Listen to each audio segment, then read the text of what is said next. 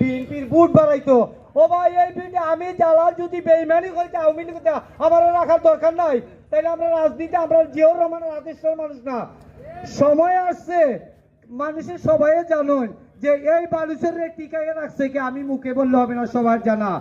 এই যে প্রশাসন দিক দিয়া যে শেল্টারটা দিয়েছেন, এই উনি আর কেউ নয়, মখলুম শেখ মনিউদ্দিন সাহেবের সুযোগ্য সন্তান আলহাজ শেখ শফিকুদ্দিন।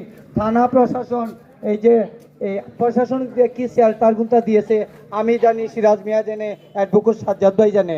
আজকে আমরা লজ্জা থাকার কথা।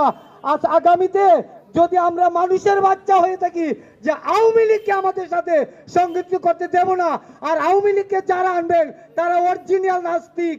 আমিও যদি এনে থাকি আমরা নাস্তিক, আওয়ামী লীগের এই দুনিয়া কোনো স্থান হবে না।